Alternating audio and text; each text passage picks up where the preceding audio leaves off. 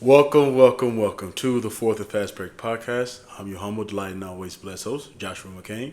And on today's Friday, July the 17th edition of the Fourth and Fast Break podcast, I will be talking about one of the most important positions in all the sports, the quarterback position. And I'll be ranking the top 10 quarterbacks in the NFL going into the 2026 season, according to me. And I also want to talk about there's one quarterback in particular that seems to be becoming the most underrated quarterback in the National Football League. And that is Jordan Love. And Jordan Love, the perception of the public and what he actually is seems to be very skewed.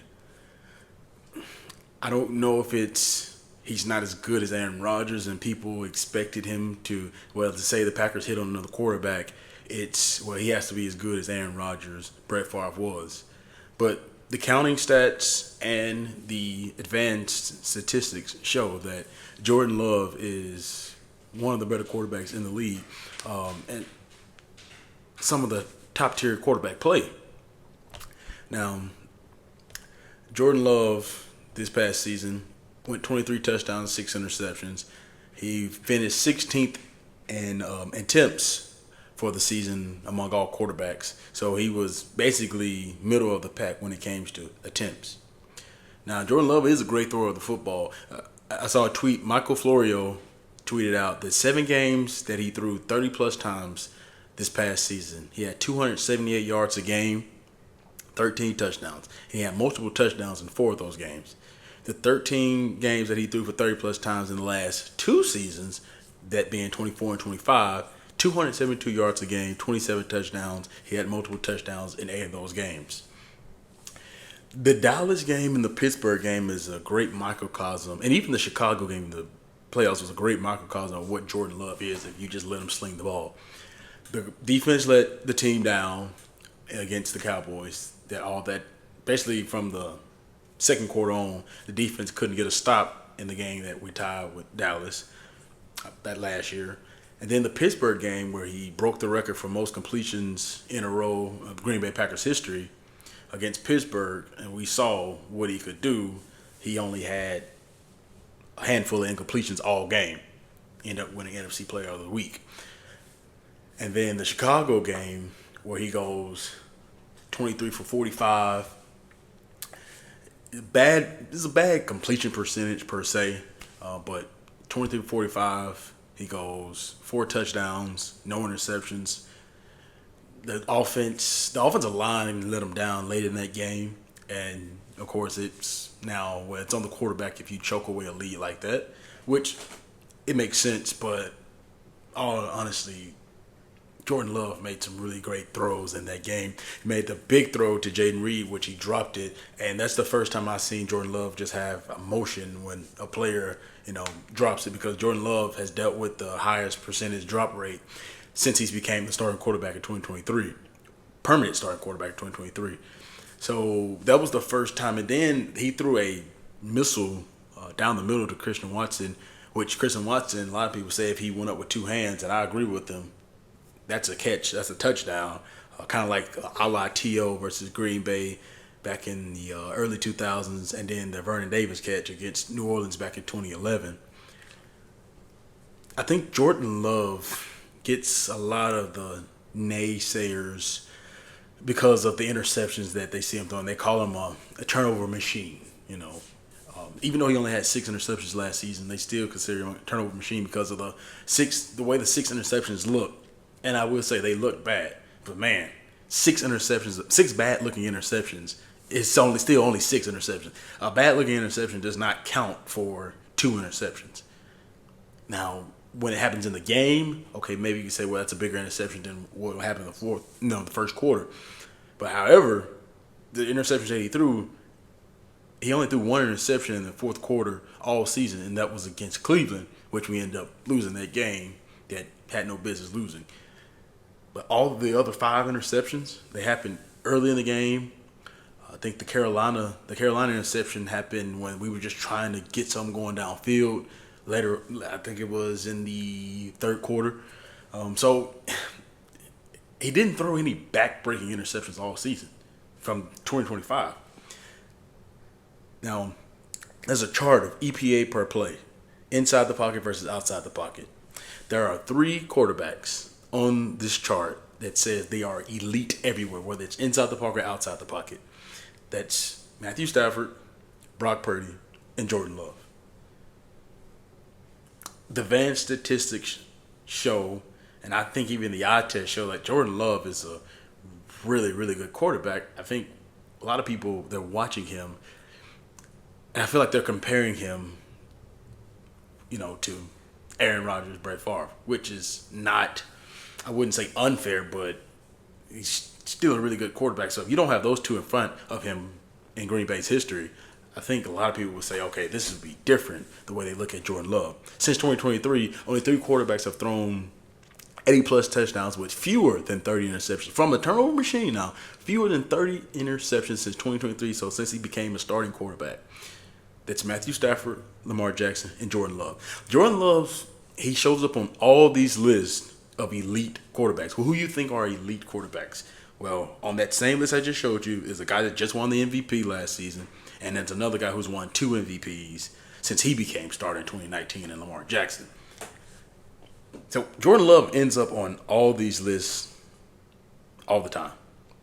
And then there's this last one I want to talk about. PFF had grading quarterbacks on who beats such and such coverages. So whether it's cover 0, cover 1, 2, 3, 4, 5, cover 6, cover 9.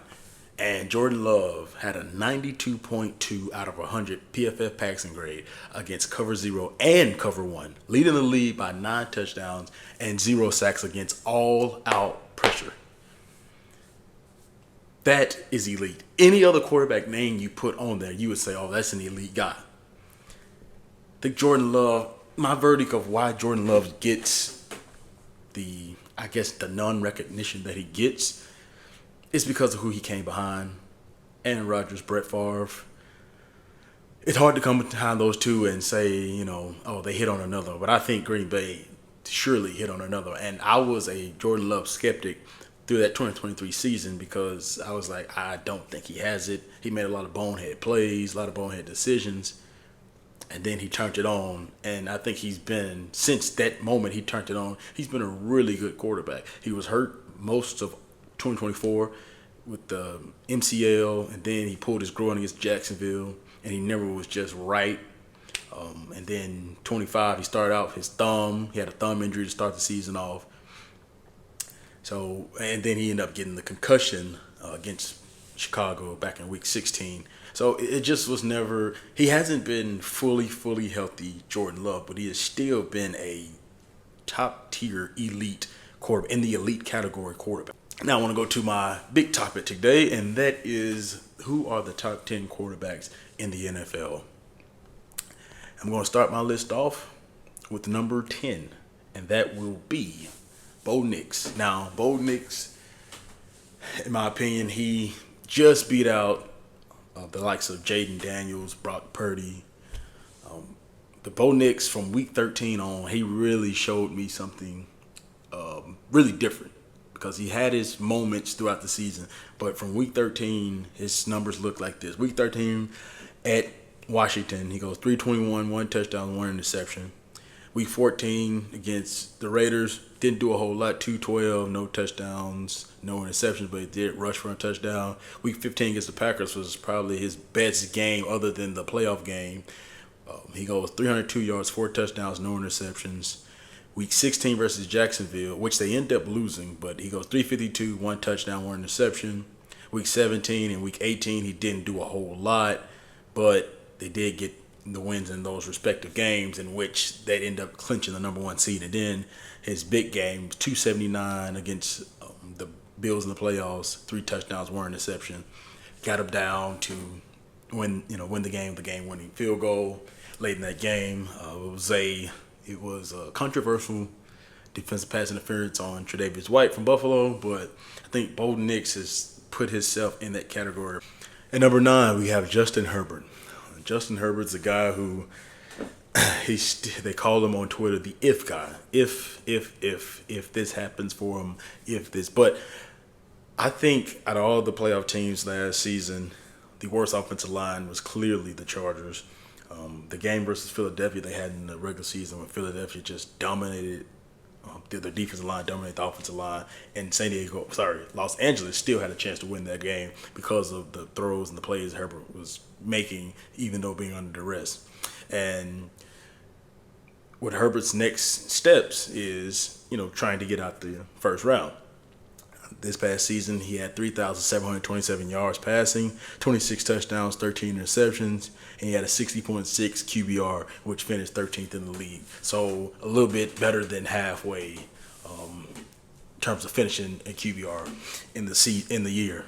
So Justin Herbert right now is a guy that's he can be. Some people have different opinions on him.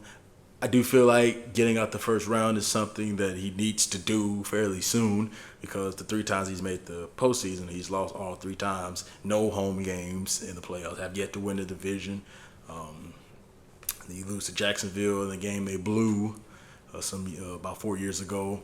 You lose to Houston back in 2024 and on the road, and then you lose to New England this past season. And it really didn't look like they had much of a chance to win that game, but Herbert still has all the physical abilities, 6'6", 236, big arm, a good athlete. So Justin Herbert has everything you want at quarterback, and I think Herbert still is a top 10 quarterback because I know they call him the if guy, but he's a guy that I think if you just put a good offensive line around him, an average offensive line, I think he can get back to some of the numbers he had in previous seasons when he was throwing less than 10 interceptions and throwing 30-plus touchdowns with 4,000 passing yards, of course. And my number 8 quarterback, just talked about him, Jordan Love.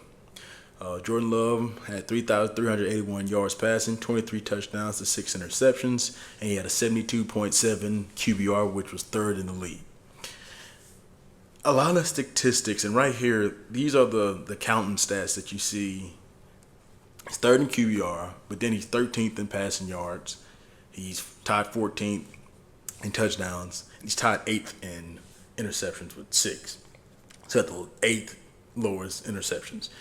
He had the lowest interception rate of all quarterbacks in the league. Like I said, you see it on the EPA per play. You see it in the advanced stats. The counting stats, like these aren't bad counting stats. Of course, you would say, well, you would want more yards. You would want more than 3,300 passing yards. You would want more than 23 touchdowns. But the Packers' offense isn't predicated on slinging the ball down the field. And like I said earlier, when the games that he was slinging the ball down the field, he was really good. In the game against Arizona, did not talk about Matt LaFleur was thinking about kicking a field goal to tie the game late in the game when it was 23-20. Jordan Love said, no, put the game on my shoulders. He makes a big throw to Tucker Kraft on 4th down. Then the Packers end up scoring, get it 27-23, and then the defense ends up winning the game, closing the game out for Green Bay that game. And can Jordan Love get a little bit more control of the offense? Will you trust Jordan Love more? Josh Jacobs has a deal with what's going on, a police matter. So will he be on the team? Will he be suspended? I don't know, but I think this is a great time. You just paid Christian Watson. You just paid Jaden Reed. Matthew Golden had a big breakout game in the playoffs against Chicago. Those are your top 3 guys. You've let it be known. We've traded Dontavian Wicks. You've let Romeo Doubs walk. You got Tucker Kraft. You have Christian Watson, Jaden Reed, Matthew Golden. Those are your 4. Your core 4 guys in your pass catching core. So you have now dwindled it down from 7, 8 guys to now 4. I think you now have to give the keys to Jordan Love because I believe he can do it. Our number 7 quarterback, he's a guy that because of the jersey he wears, he can be very A lot of people would say that he'd be judged harshly because of he wears the star on his helmet, and that's Dak Prescott. But he had a really, really good season last year. He had 4,552 passing yards, 30 touchdowns to 10 interceptions, and he had a 70.2 QBR, which was fifth in the league. And Dak Prescott, when I think since he got with Mike McCarthy back in 2020, when Mike McCarthy became coach of the Cowboys, we've seen a different Dak Prescott because those first four seasons from 16 to 19, he was a guy that, he had a really good offensive line, really good run game, and it was like, hey, look, we're still going to be able to score points offensively. We don't need you to do a whole lot. Just make some plays. And in those 4 seasons, it was you be the guy to help us and not be the guy, to do it for us. You help along the way. You don't have to worry about just doing it all. But since Mike McCarthy became the head coach in 2020, Dak Prescott has become a different quarterback. I think he's playing the position differently. He's seeing the field differently. His responsibility has been differently because in some of these seasons, like especially last season when the defense was awful, Dak Prescott kept Dallas in a lot of games. And like I said, you have CeeDee Lamb and George Pickens over there, but Dak Prescott, I don't think any other quarterback who just came in and just, I got George Pickens and CeeDee Lamb, Jake Ferguson, so we're just going to be able to do what we want to do. I think you having this quarterback in Dak who is still, a threat. His passing has gotten better over the years. And he's a constant professional, constant leader for them. And Dak Prescott is definitely a top 10 quarterback in the league. Now, number 6 quarterback. This is might shock some people, but it's going to be Joe Burrow. Joe Burrow last season, he only had 1,809 yards, 17 touchdowns, 5 interceptions. He had a 63.0 QBR, but he did not qualify for finishing in QBR because he did not play enough stats last season. Joe Burrow is still a really good player. He is. He's a guy that can make all the throws still. My only thing about Joe Burrow is, can he stay healthy? Can he be a guy that stay healthy? This is the second time in the last 3 seasons that he's struggled to stay on the field. And when he's been on the field, 2024, he had a really great season. But he has not been on the field to show what the quarterback he is. And I think him and Jamar Chase at their finest, they're probably, the most dangerous 1-2 threat when it comes from quarterback to receiver. And then you also have T. Higgins over there. But Joe Burrow has not played enough football, in my opinion, to, say he deserves to be in the top 5 quarterbacks, because I just have not seen it. And the 4 guys in front of him, I've seen it a little bit more, recently. But this is not saying like Joe Burrow is not a really good quarterback, because he is. I'm sorry, the 5 guys in front of him. But Joe Burrow is a really good quarterback still. I just have not seen him play enough football to garner saying, he's a top, 5 to 3 guy like a lot of people are saying. But the talent is there, and he stays on the field and plays. I'm pretty sure, this time next year, I'm going to be saying he is a top 3 quarterback in the league. And my number 5 quarterback, the guy who came off a phenomenal season, is Drake May, finished second in MVP and led his team to the Super Bowl. He had 4,394 yards passing, 31 touchdowns to 8 interceptions, and he had 77.1 QBR, which was number 1 in the league. So he led the league in QBR from scale 0 to 100. Drake May, he made a lot of big-time throws last season. Drake May last year looked like the guy coming out of college that they were saying he's number 1. He's the number 1 guy. And he ended up getting picked 3rd after Jaden Daniels and Caleb Williams. But he was the guy that's saying, when his sophomore year at North Carolina, when he comes out in a year and a half, 2 years, he is going to be the guy. And Drake May showed last year that he is one of the guys in the league. Still has, the athletic ability, still has the big arm. He's a guy that can make a lot of throws. And what he showed last year in a lot of big moments is he was able to, really answer the call. Now, the reason why he's not higher is because in the playoffs, it did not look as good as it did in the regular season. At times he did struggle in the playoffs and basically all the games. The defense won the 3 games they won.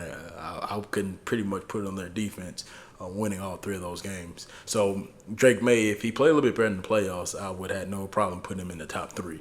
But because of the playoff games, I have to put him right outside the top 3, top 4.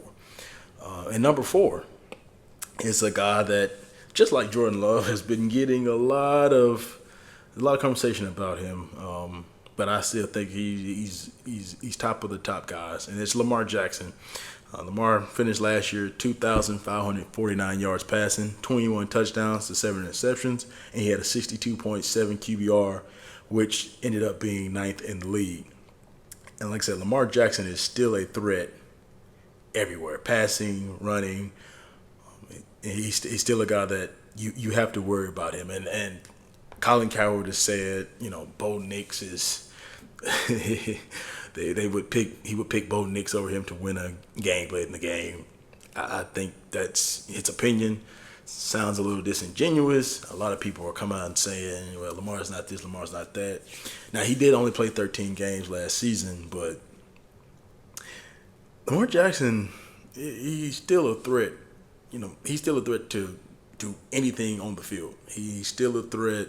He's still a guy that I think he's gotten better inside the pocket, but he's not a guy that's like, okay, I'm going to show you that I'm just going to do it in the pocket.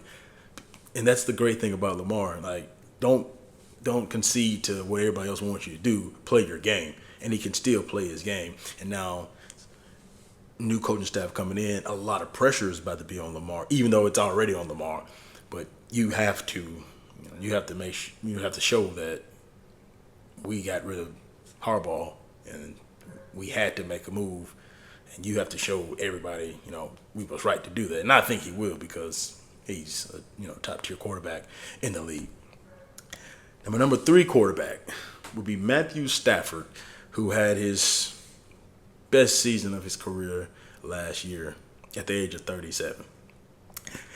He goes 4,707 yards passing, 46 touchdowns to 8 interceptions, and he goes 71.2 QBR, which was 4th in the league. He was 1st in yards and 1st in touchdowns. Matthew Stafford was incredible last year. He was money in the red zone. He was money late in games. The Chicago game, the playoffs, he was money late. He made some huge throws in that wild card game versus Carolina. It was nails. Matthew Stafford, he just looks like a quarterback. Since he got to L.A., he looks like a totally different quarterback than he was in Detroit, and he was still really good. But now he's using more of his his mind than his body, because in Detroit it was, hey, my arm's good enough, I can fit it wherever I want to fit it. Then I got Calvin Johnson as well. So now he's just a guy he's more cerebral in what he does in his thought process. And I think last year was definitely his not coming out party, but it was the culmination of everything in his career. And since he's been in LA, and he's just a different quarterback. And him and Sean McVay's marriage has been one, that's been really good. Our number 2 quarterback, still in the top 2. We know the top 2. We don't know where the order is, but still in the top 2. It's Patrick Mahomes. Patrick Mahomes still has to be Superman. Well, I take that back. He now has to be Superman, because the guys around him are a little bit different. The offensive line is not as good as it was before. He still has some good guys on the offensive line, but it's not as good as it was before. Travis Kelce is no longer Travis Kelce. Xavier Worthy, young guy, so still trying to bring him along. Rasheed Rice, he's been in trouble basically every season in the league, so you don't know when you're always going to have him. So Patrick Mahomes have had to be Superman a lot. Patrick Mahomes now he's going to be 31 by the time week 2 comes around. He's just he still has it, and now he's coming off an ACL injury. So does it change much? I don't know, because he hasn't been like a guy. He's just a guy that gets out the pocket to still find. He's an improviser. He's not a scrambler. He can go and get those tough yardage when he need it, but he's an improviser. So I still think he's going to be able to move around. I still think he's going to be able to do Patrick Mahomes things. I just don't know if this offense and this team, will they get back to where they were? And I don't know, but I know Patrick Mahomes still has the talent in that right arm of his. And then our number 1 quarterback. It is Josh Allen, and this is the first year that I have going into a season that I had Josh Allen as number 1. I've had Pat Mahomes as number 1 quarterback going into like the last 5 or 6 seasons. This guy's, I believe, is number 1. He had 3,668 yards, 25 touchdowns passing to 10 interceptions, 65.4 QBR, which was 7th in the league. Now, his counting stats from his MVP year and last season, they're different. Like, they don't. His counting stats from last year don't look just, something that's great. Like some big time stats. Somehow, this is the number 1 quarterback in the league. If you look at his counting stats, look at Matthew Stafford's, you would say, oh, it's Matthew Stafford. But Josh Allen has now taken a step in this offense that I didn't think he would have to do, because before he had to be Superman every single play in the run game and pass game. Well, now, with James Cook having a breakout season this past season, Josh Allen now gets to be the guy who's the sheriff of the offense. He can still make it happen with his legs, and he still make it happen with his arm. So now Josh Allen, he can just sit back and just be the CEO of the offense, and he can still do the Josh Allen Superman things. His playoff resume is, in my opinion, himself has been incredible. He's a guy that's performed every single game. It's just they just haven't been able to get it done. They ran to the Chiefs three or four times. Last season was probably his worst decision making in the playoffs against the Denver Broncos with that fumble right before halftime. But he's still a guy that is, when the chips are on the table and it's time to go all in, he is a guy that I have as my number 1 guy that I want to go and win a football game, because he can do it physically on his own. But now he doesn't really have to do that. But if he has to do that, if there's any quarterback out of the 10 I've named or any quarterback in the league, Josh Allen is the guy, and that's why I have him at number 1, because before then I had it being Patrick Mahomes was that answer. But now Josh Allen is the guy, because he has shown me time and time again. Now, again, the rest of his team, a la the defense, stop and win the game. But that is my top 10 quarterback list, and that is my episode for today. And I will be back Monday with another episode. But until then, have a great weekend, and take care of yourselves and each other.